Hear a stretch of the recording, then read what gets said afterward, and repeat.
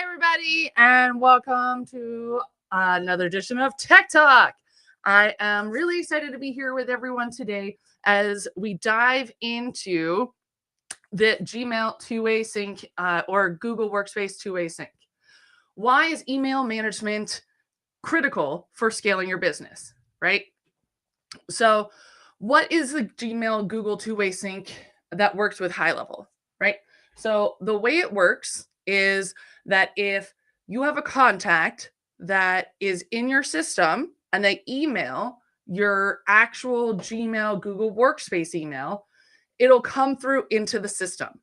So the reason why that's cool is because now you're tracking that conversation. You're able to leverage any of your system automations. If you have a team, they're able to help manage your inbox, right? We were just onboarding our executive assistant, and one of the reasons why I didn't need her to manage my personal inbox is because if someone's emailing me for work stuff or wanted to know more about Nerdly, it would already be in the system because I set up the Gmail two-way sync. Another reason why this is helpful, show of hands, who has a support inbox, right? That's a whole nother user. That really is annoying to have to go manage that. Now, if you're, the other cool thing is if you have like an autoresponder that you're using for, say, we've gone over this before about using alias emails. If you have an alias email and then say you have you want a CC BCC in your reply, you can pull them into the system as well, right? So even if it's like not even your main email address, you can pull it in by using this CC BCC email, which is really cool, right? So this is going to help you streamline your communications. It's a real-time sync, and it's going to centralize your email management. So who wants to see how to set it up? Yeah! So exciting. Okay, so let me share my screen. New tab. Here we go. All right, so we're going to go log into our high level, right? And let me know if you have questions. Oh, shoot. Did I forget to hit go live? I did. My bad. Let me go hit that button. It's fine. I can do this. I know what I'm doing. This is totally not the first time I've done this. All right, cool. So you're going to log into your system and you're going to scroll on down, right? Better than 10 minutes in, but it's fine. It theoretically, the stream will actually catch up. It's just whoever's watching live is only going to see this bit. So for those of you just catching up, we're walking through the Gmail two-way sync. This used to be a hot mess. So if you're wondering, if you've been around a while and you're like, Colleen, like you've told us this is hot trash and to not do this. This is me telling you that much like everything in high level, when things are set up, they're, what is it? Skateboard mode. When things first start, it's in skateboard mode. So let me move this down here, over here. Cool. It's in skateboard mode. And now it is in a much better state. So you can actually do that. So you're going to go click on settings. You're going to go to my profile. And then you're going to scroll down over here and you're going to see the email two-way sync. And it's literally as easy as, is anyone here actually not have that set up? Let me go open a tab. Kate, do you have yours set up? Oh, great. Chris Roberts does not have his set up. Great. Which account, Chris?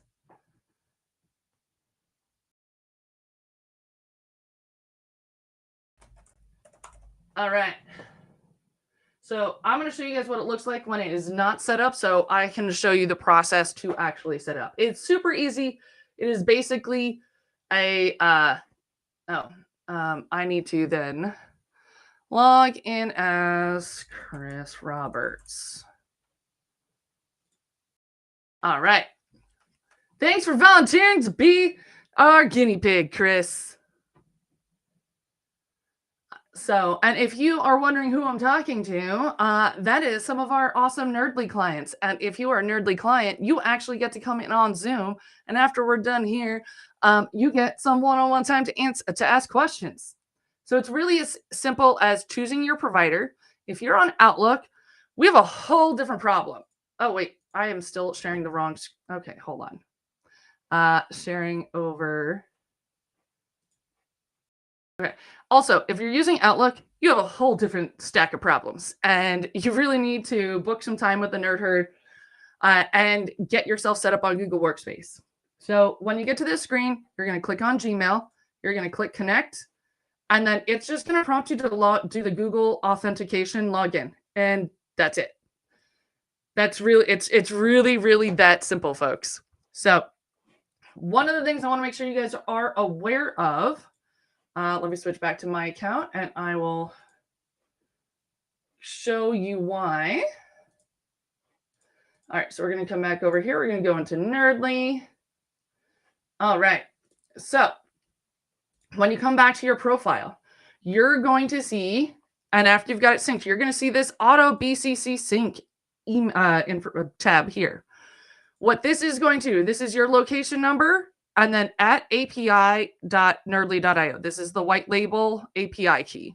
I'm kind of curious if anyone else has set up their white label API branded link, if it changes to yours. Well, we'll find out when someone tells me. So why that's cool is we're going to now come in here. I'm going to send an email to an email address that is not in there.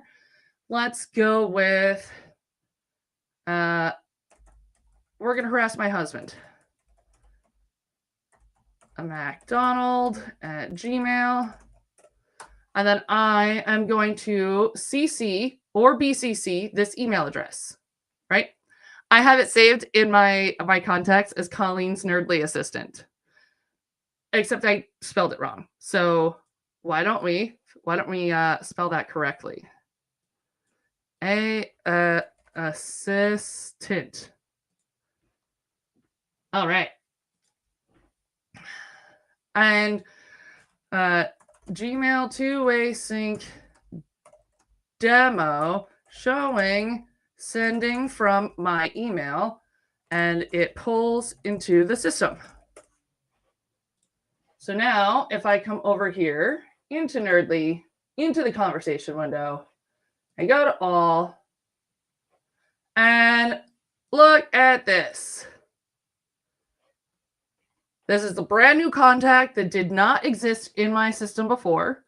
And now I'm seeing this right here. I'm seeing the outbound email from me to them, and they are now in my marketing system, right? Yeah, this is super cool, right? Like, this is amazing. Only those on Facebook will hear. We just had a cheers. Anywho, so this is really helpful because if you are on the go and you're emailing a client, if you are, let me stop share. If you're emailing a client on the go and you are wanting to make sure you don't lose track of that contact, right? Like, you don't want that to just disappear out of your system, right? You want that contact to actually be in your system so that you can follow up with them and you can do what you need to do, right?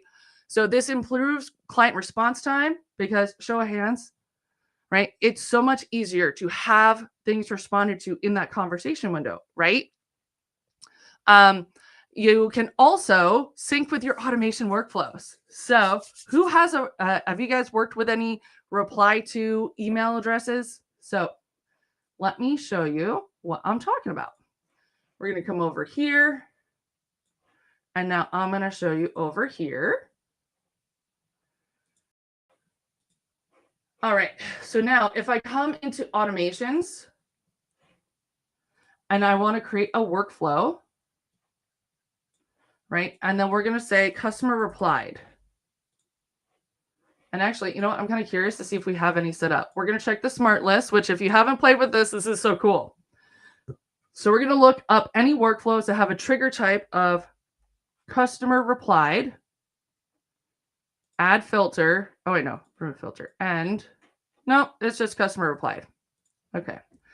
Trigger type is customer replied. And this one is, let me go. How do I advance filters?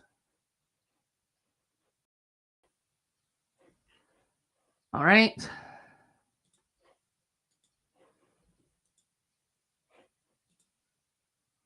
And this is custom reply. There we go. So now we have a list of automations based off the trigger of customer replied. And so now I can take this and I can search for email. Oh, that's replied with an email address. Okay, so I don't think I have any in here right now. So what we're going to do is we're going to create a new one from scratch. Customer replied to email. Right? So why is this important? Okay, so if a customer replies to an email and you send an email out before realizing it, or say you want to get a notification. So one of the things that we do is when someone replies or sends a message in, we send the message to Slack, right? So if a customer replies to an email, right, then we can send a Slack notification. And then we just go over here and we're going to say, we're going to send it to a public channel and it goes to the Nerdly community. You can then take that message, subject, message, body, and have that go to Slack. You can, then you can also send them an email, right? You could send them a voicemail. You could send them a text message. You could do a lot of different things here within the system to be able to systemize and automate, right? So you can respond to them faster without having to toggle between platforms. You can use automations inside high level, like follow-up reminders. And for agencies, this feature is a no-brainer, right? You can offer email syncing as part of your automations, your services. And when you're sending one-on-one emails, that's actually coming from your Google Workspace, right? That's not a cost associated, because I know everyone loves that you get all the different rebilling for when you're sending mass email. But if you're sending a one-on-one email, that's actually coming from your Google Workspace. That's not coming from Mailgun or LC Mail. So that's another way to save on costs, right? Because if you're just doing a one-on-one email, that's going to come right from there, right?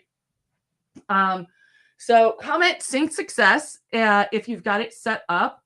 And then what I'd love to know is, what's your biggest challenge when it comes to email management, right? Because I know it's different for everybody. And I'd love to know, what is the challenge for you? All right, with that, I think that's really much covered it all. And let me just make sure, did I miss anything? Nope, cover that. All right, with that, y'all have a great day, and I'm going to go nerd out with my Nerdly clients over here.